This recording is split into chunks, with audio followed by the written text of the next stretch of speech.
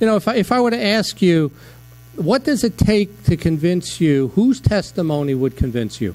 Would it be an astronaut?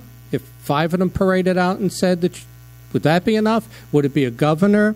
Or would it be 2 presidents? What would it take for you to believe that it's real? Now, I think you all believe it's real. That's why you're here. But what does it take for the media, mainstream media, to actually cover this phenomenon?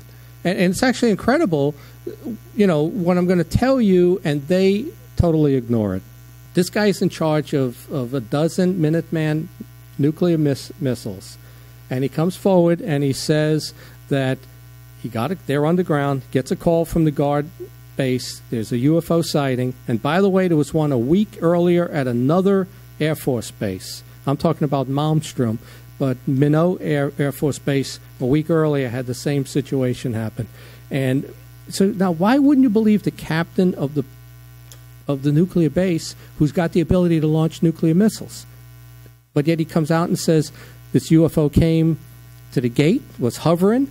The guards called in saying, what do we do? Do we fire on it? Do we shoot it down? It's over a nuclear base. And they said, no, don't shoot. And all of a sudden, the 12 Minutemen missiles shut down. They don't have a shutoff switch. They shut down. So again, they're showing us they can do anything they want. They can fly over the nation's capital. You can't shoot them down. They can fly over your military bases. And if you think you're going to nuke them or shoot them down, they shut the nuclear missiles off. So these 8 people come and tell their tale. In Minot Air Force Base, I think that's Nebraska, what happened was it came over the base. It opened the 20-ton door to the missile. And they left.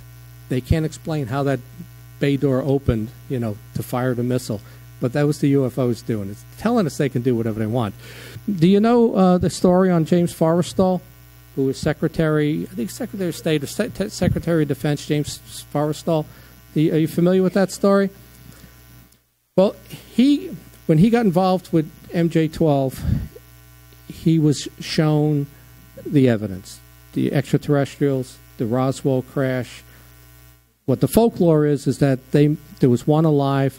It made a connection with him. He wanted to come forward and tell the truth. Okay?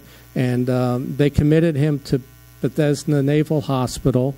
And then when his brother showed up, because they can't legally commit him to the hospital for and just hold him there. His brother showed up and he said, I'm coming back tomorrow, and we're checking my brother out of here. We're checking James Forrestal out of here. That night, Forrestal committed suicide, jumped out the 12th floor window, and other people say he was thrown out the window. So that's the story of James Forrestal, who wanted to come forward with this whole UFOs and tell the truth as to what happened with Roswell. Now, you talk about evolution, right? Is it evolution? Or is it some form of genetic engineering? Because I can tell you that Cro-Magnon was around for only 10,000 years. That's not evolution. You don't pop up in the middle. So, when I went to school, they told me that there were, apes and chimps, and then you became a hominid, and from that you became a Neanderthal, who was really strong but not very smart, and then from that you became Cro-Magnon, which was a little bit like us, stood upright, was smarter, killed all the Neanderthals, and then we became these human beings really at the end of the Ice Age. That's what I was taught in school. Well, that's not the way it works, because Cro-Magnon was there from 20,000 BC to 10,000 BC. How did he pop up? And that's not evolution. I don't believe, I think there is a form of evolution, And Linda Moulton Howe made a comment at the hearings this week that she believes that they have been here since the dinosaurs, which makes you think about the creatures on this planet. Is this a petri dish where they populated the planet with dinosaurs, then a natural disaster wiped them out, then they populated them with something else, and they get to us? I don't believe... Now, I think there's probably some form of evolution to a point. I don't believe I evolved from a chimp or a barbarian, and that I have less hair now, and I'm losing it, obviously. But, and one day I'm going to get smarter. In my belief, I think we descended from more superior beings, right? I rather believe that we got their DNA probably genetically engineered, maybe with those hominids, and we've come from superior people. And even you could go to religious side. We came from God, right?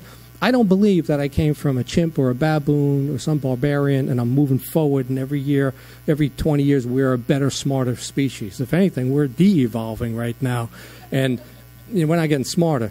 And I think we all latently have this ability, and some people have abilities, right? They can move things, they can read minds, they can sense things, they can see the future. It's in all of us. That's that 97% DNA, which they call junk, and it's not junk. It's not junk. It's there for a reason. So in my world, I came from more superior creatures and have lost those abilities as opposed to evolving forward, which doesn't work. There's huge gaps in evolution. You can't show me the fossils that show the creature halfway between the other creature. There were no fossils like that. So evolution doesn't quite add up. There's the Nordic group that kind of looks like us. They're human-looking. That's what Travis Walton saw. When the Travis Walton case at the end, he thought it was one of our officers that came in to save him finally. The guy looked just like us. He was about 6'6", muscular, looked like Arnold Schwarzenegger. He thought the army came. He's saved. It was a Nordic alien. So there's a breed that looks like us, okay?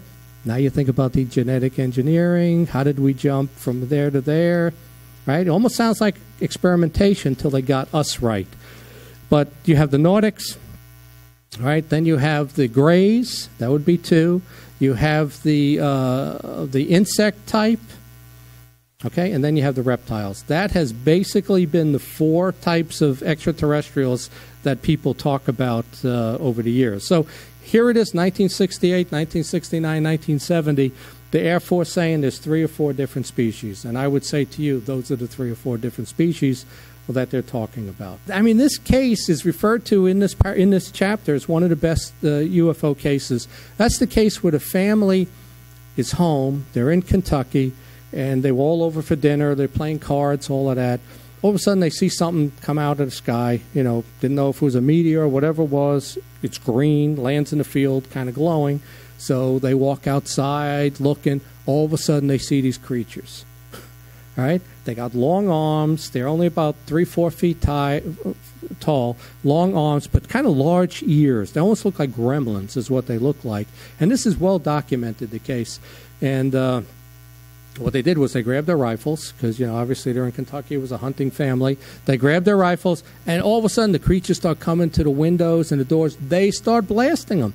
And in their description, they said every time they wore silver suits, every time they hit them, they kind of just bounced back up.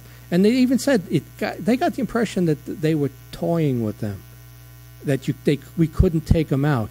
And one of the people went out front to shoot. It was on the thing above him, reached down, grabbed him, right? And the kids were hiding under the beds. This went on. And then they drove into town, got the police, and came back out and they weren't there anymore.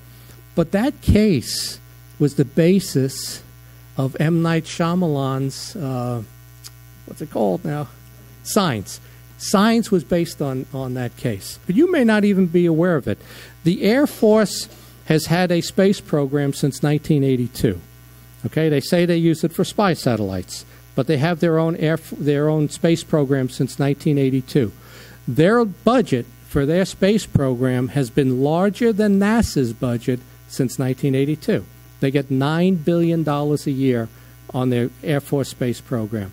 They fly something called the X-37B.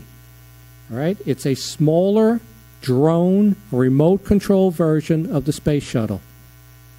Now think about this. President Obama shut down the space program, about 2 years ago, year and a half ago, and he challenged NASA to come up with a better version and a bigger version of what to do, right? But now I'm looking at this, and I could have shown you the pictures of it. You got a smaller drone space shuttle that the Air Force has been using for years. Did you know about that? Another document that came out, this was kind of loosely worded, but it's interesting, in 1969, right around the same time as the end of Project Blue Book, they said, some genius said, well, we need an extraterrestrial exposure law, and they passed it. Title 14, Section 1211 of the Code of This is a federal regulation. The intent of this was for, space debris that comes down, an Apollo mission that comes down, but it was left very loosely worded that if you go near anything from outer space, right, and you touch it, first of all, they're saying it's like a hazmat.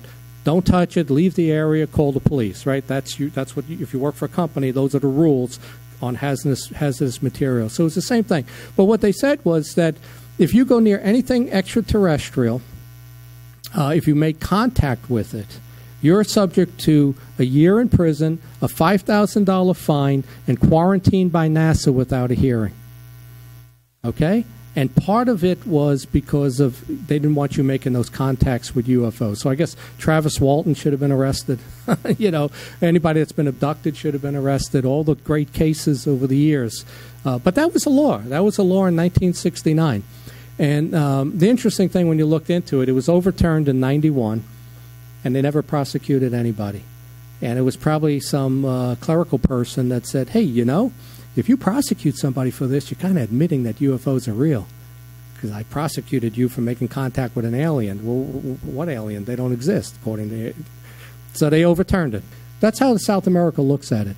You have UFO reporting, government UFO reporting buildings in China and Japan. I think they're actually circular. But you can go to them and report your UFO. That's how much those countries are interested in UFOs. Even the Russians come out now and are releasing their UFO files. Paul Stonehill, who wrote a chapter in my book, UFOs Over Pennsylvania, talks about USOs and a bunch of Russian cases regarding underwater submerged objects. And there's that famous case in Brazil, Vahina, I think it's called, and the fireman he died.